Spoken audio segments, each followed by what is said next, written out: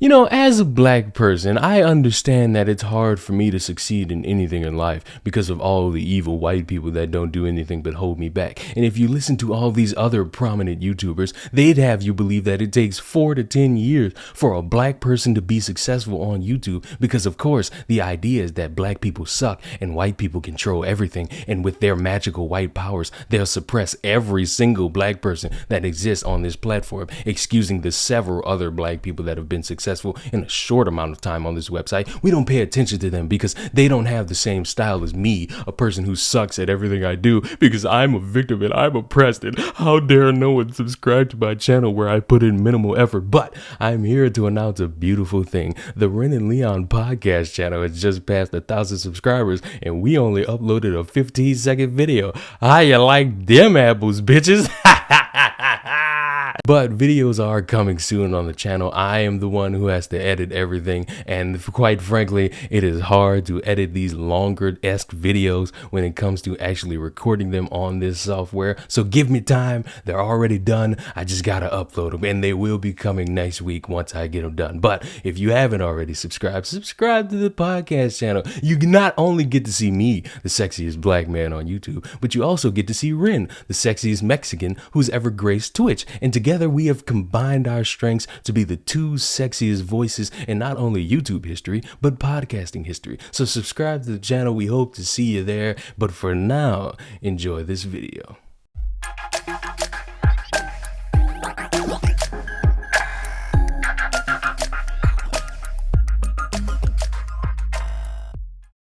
Hold up there, sexy, I gotta let the people know something. I screwed up my audio. I deleted my audio file after recording and trying to edit and sync it, and so you're just gonna have to deal with the camera audio for this one video. I'm sorry, don't throw rocks at me.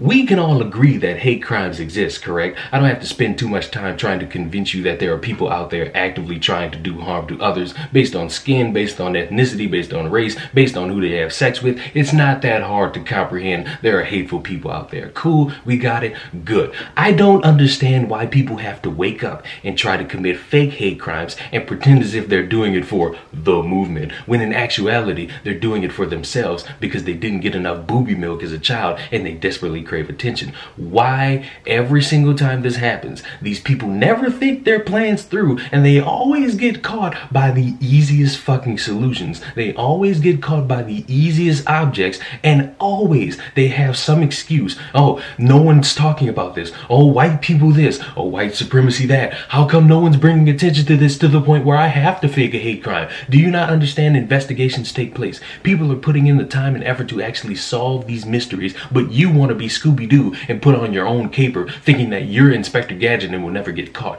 You are a fool. You never do anything that's actually helping the movement, but you do a lot of good to destroy the movement and destroy any credibility one could have when they're actually suffering a hate crime, because they exist and people care and people want these things solved. But the reason people are 100% skeptical is because of people like this. BLM activist claims she was the victim of a hate crime including arson, but video shows she's the one who started the fire. A student at Vitterboro University in La Crosse, Wisconsin claims she had been the victim of racist incidents including arson. However, police discovered that the alleged victim of framed hate crimes was the one caught on surveillance video starting the fire in the university's resident hall. Vitterboro University student Victoria Unaka is reported to have texted a friend on April 18th claiming that a small fire started in the girls' resident hall must have been directed towards herself because it began in the next room over. When police investigated the fire and reviewed security footage, authorities discovered that it was the same student who had set the fire. Naka was then arrested for arson, negligent handling of burning materials, but released on signature bond. She is alleged to have told police that she had been with friends the night of the fire and returned around midnight when she prepared food and then went to the lounge to clean up. Naka said she didn't go anywhere in the residence hall before returning to the dorm room. She also told police she didn't see anything suspicious prior to the fire. Once the alarm went off, she said she and another friend knocked on doors to get other students to evacuate the building. Upon police's arrival, several students were discussing concerns that the fire was another hate crime incident. But when police reviewed security footage, which had been installed after reports of racist and threatening graffiti of the resident hall, law enforcement noticed inconsistencies in Naka's claims. The surveillance video showed Naka left the dorm room at about 2:09 a.m. and began checking to see see if other residents were present. In the next 5 minutes, Naka walked into the lounge area and used the bathroom before returning to the dorm room. Smoke could be seen on the camera footage at 2:14 a.m. Naka then began knocking on dorms and pulled the fire alarm herself, the video reveals. The La Crosse Fire Department arrived on campus around 2:30 a.m. on the day when the fire was reported at Marion Hall in the second floor lounge. The fire, small enough not to trigger the sprinkler system, was extinguished with ease. Fire department officials reported minor damages to the wall and carpet, fair amount of smoke damage, and that ventilation was required. A resident advisor told police that Naka texted another friend to say that the fire was yet another hate crime perpetuated against herself. Which, if I could just stop right now from reading this, why do you think you're so much of the focus that you are the one that is being targeted? Yes, you started the fire, but why would you text people saying that, oh, this must be me because I'm obviously a black woman and black women are the most hated group of people in all of America and the world. So of course me being an independent, strong black woman on the rise, fighting against black men, white men, and all forms of men out there, I'm obviously the target because of my big titties and my nice, sweet, succulent pussy, and I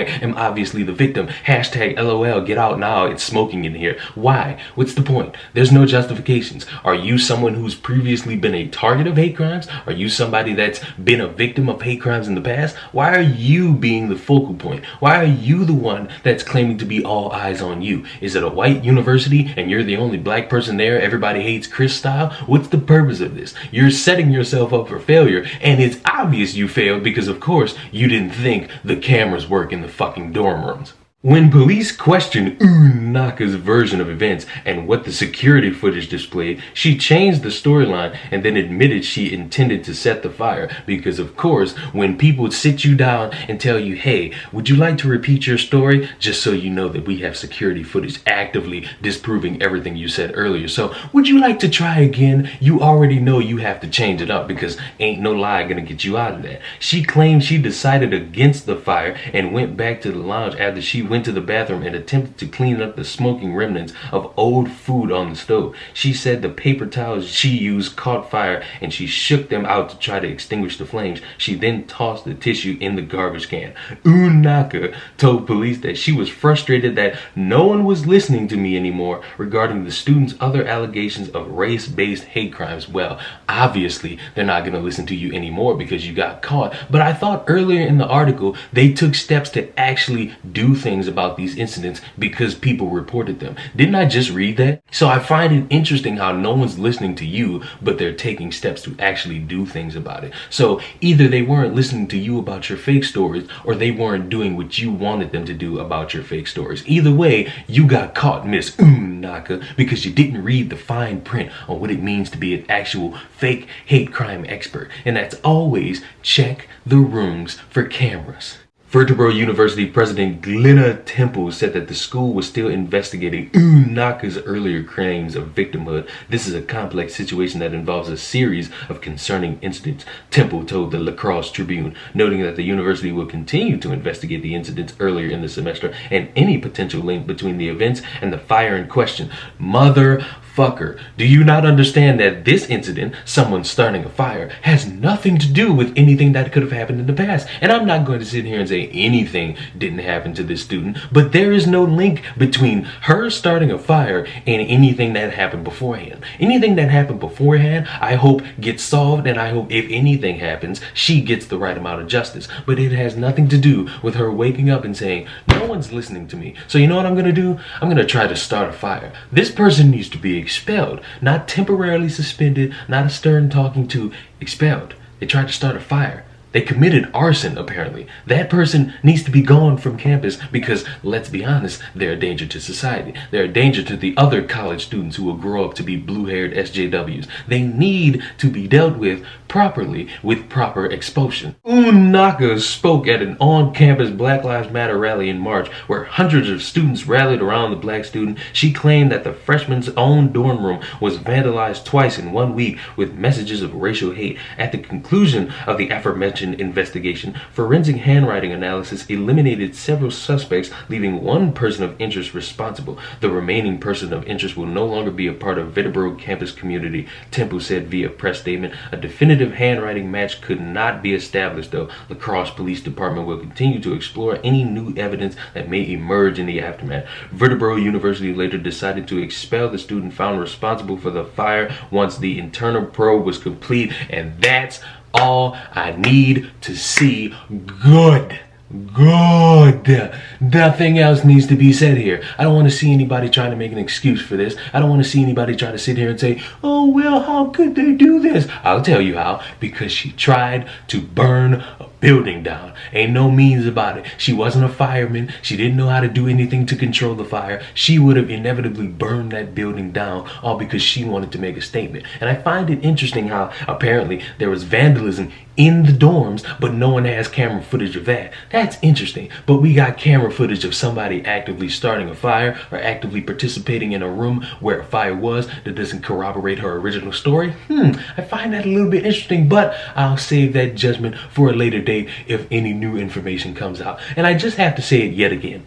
If you have to try so hard to fake a hate crime in order to get people to care, what's the point of even caring? Because we could actually admit hate crimes exist. Any person that's going to sit there and denounce hate crimes as an actual thing is a fucking idiot. But when you have to fake them, guess what? You're not helping the movement. You're not helping anyone who needs help. You're actively hurting it time and time again. Just like the granddaddy smuggle nuts. He didn't help the gay community. He didn't help the black community. He tore it down and he made it more hurtful to people who actually get the shit beat out of them. So if I'm going to end this video on any note, I'm going to end it like this. Stop with the BS. Stop faking these hate crimes. Let us solve the real mysteries instead of worrying about you and your problems. I'm glad this person got expelled. I'm glad this person is gone from this campus, and I hope this person is satisfied with themselves, because they are a laughing stock. They have done nothing to help society. And for anybody that's going to sit there and defend this person, let me ask,